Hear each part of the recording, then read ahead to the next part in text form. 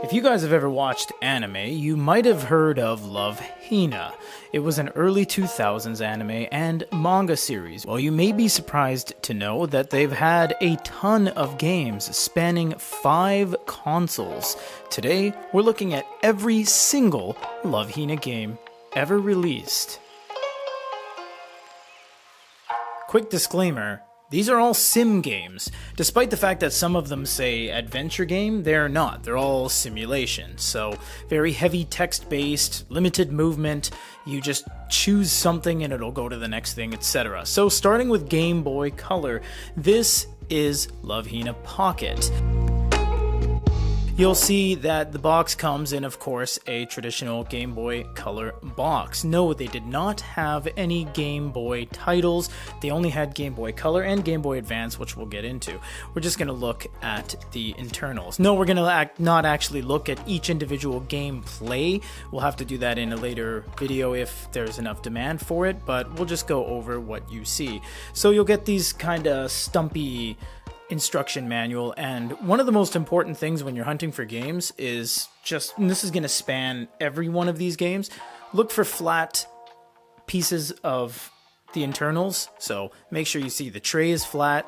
This is going to lay flat. It's not curled up or anything like that. Now this one actually has some integration with Game Boy Printer as well. So you'll see on the back, certain things will work with it. So transfer and Game Boy Printer. This one of course works with color. It does not work with Game Boy.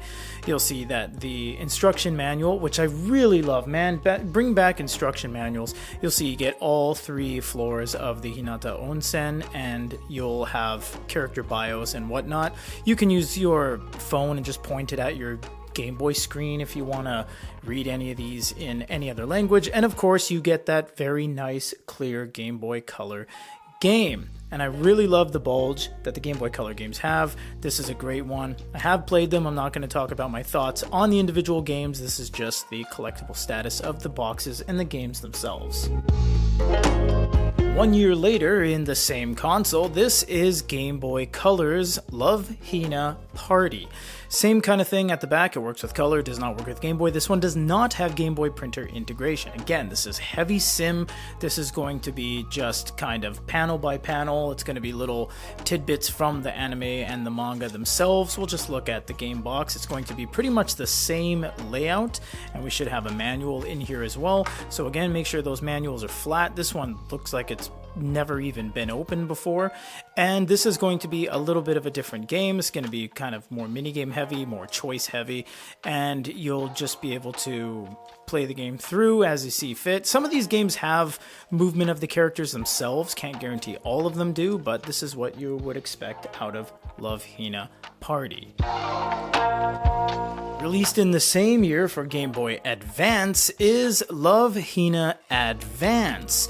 Now this one is very interesting because this is one of the first games that they had a English translation mod available online. No, not in the selectable game itself, it's just Japanese, but this is one of the first times they skinned an entire Game Boy ROM, a GBA ROM, and translated it into English. And fun fact, this is the first game I've ever bought internationally. No joke, I went to 7-Eleven and I sent a Western Union money order to Japan and bought this online in its infancy of online purchasable goods.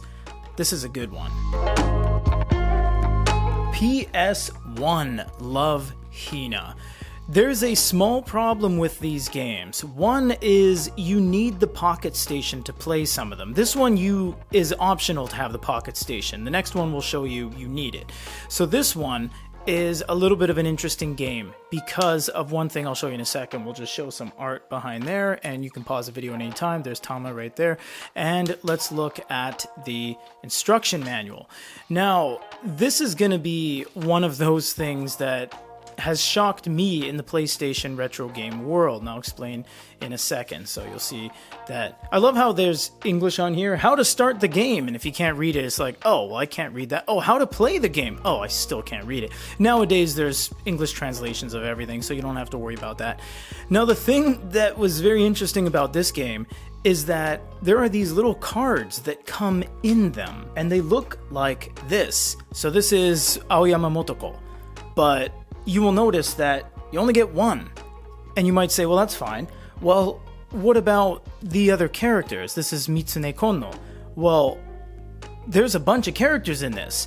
So what that means, no joke, you gotta buy multiple copies of this game and crack open each one in hopes that you'll get yet another character, Narusega wa Naru.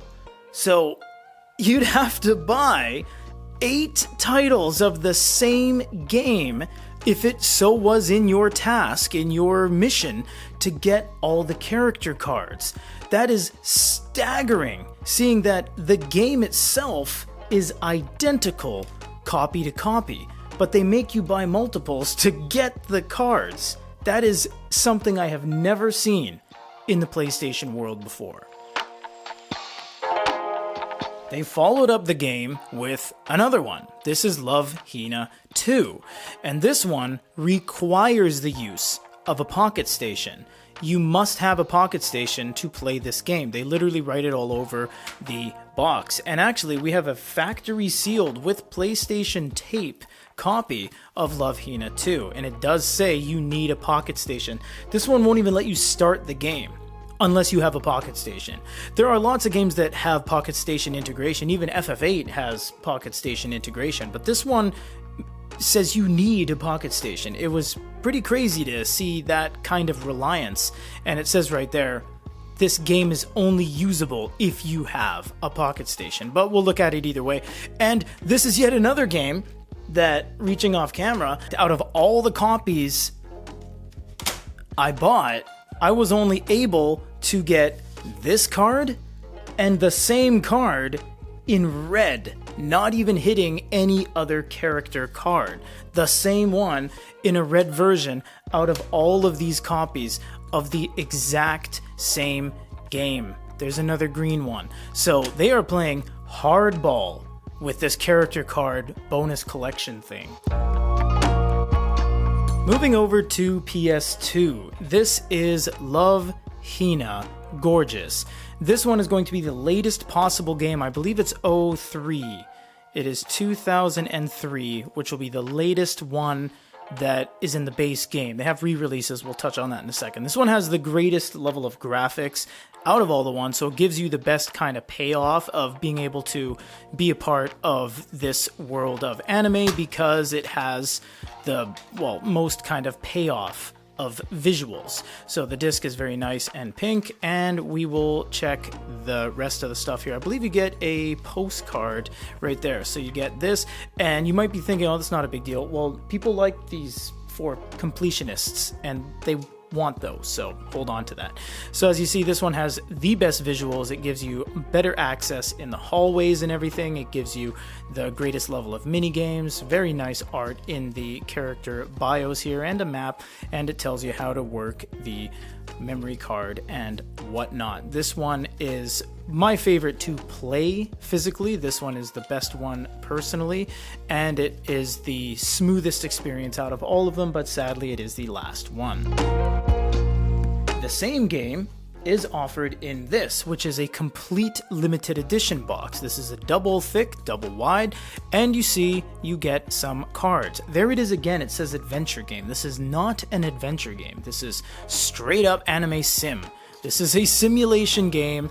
There's no jumping, there's no action command for striking or picking up items or anything like that. It is very much just a simulation game. You'll see that the game is identical to the last one. This is the internal. There's no difference in this whatsoever, except you get some limited edition cards, which I have not and currently will not open. These are the character cards themselves, so these are highly collectible, and these are cells from the actual anime itself, and you can overlay them and change up the experience. In fact, on the back, they show you how to trigger that. So you'll have the cell cards that you can mess around with. Now, this is really cool because these are sealed. I haven't brought it in me enough to open them because this is such a collectible unit, so this one unfortunately will remain sealed.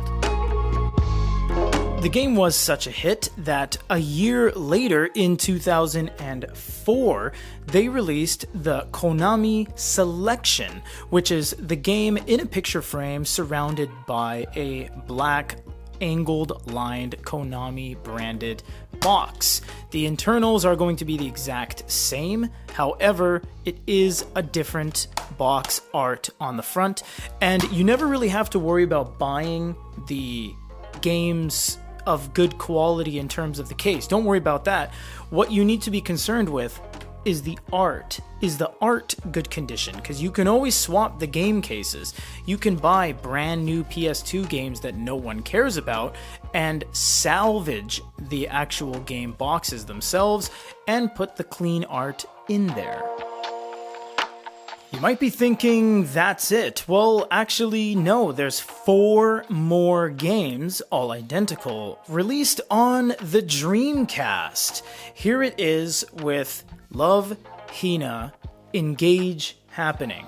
This one is for the Sega Dreamcast. Now, the bad thing about Sega Dreamcast is that they did not use compact disc trays, which means you can't easily swap these cases. You can't just buy official CD compact disc trays, Jewel, and swap them. They're far thicker, so you're going to have to buy brand new Dreamcast games in order to swap the cases if that's something you want to do. Hold on to these spine cards, they're very useful. Now, this is going to be for the enthusiasts only, but this is the HDR 0102 version, and that'll be important in a second. Now, inside, you'll get a bunch of extra things, these postcard things, and a bunch of other kind of serial numbers. This doesn't work anymore, so this doesn't matter if I show it to you, and some new lineup stuff. And as you can see here, this one gives you, next to the PS2, the second best visuals in the game currently, because Dreamcast was a juggernaut back in the day. This one does also give you some control over the characters and heavily relies on things like peripherals, like the keyboard and the mouse and stuff from Dreamcast. The second release on Dreamcast is Love, Hina, Smile Again, and it comes in this chunky dunker case, which looks like a VHS Disney case or something. There is the game itself, the disc, and here are some extra things you get. Again, you get the Smile Again postcard, the Dream Point Bank, and the manual.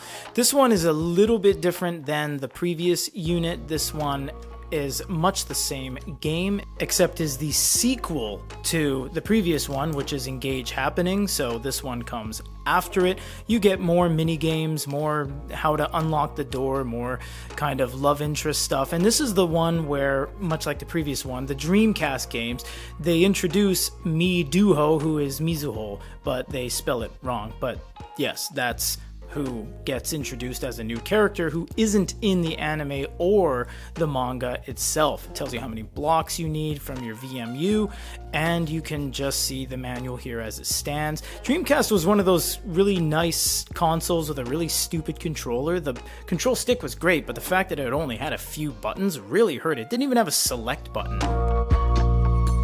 We gotta go wider here on the camera for this one. This is Love, Hina, Smile Again, Limited Collector's Edition.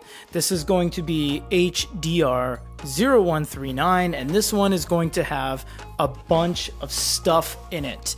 This one comes with the same game as we've seen in the previous section, so that's going to be this gigantic chunky one, and this is factory sealed. We're not going to be opening that.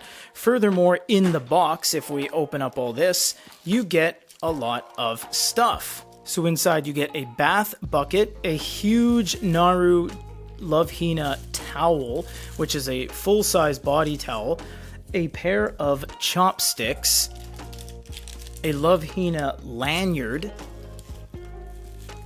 a Shinobu placemat, and finally a row of the 3 main interests in the anime itself, and a chopsticks holder. No, the game is not any different, but you get all this collector stuff that is otherwise impossible to find.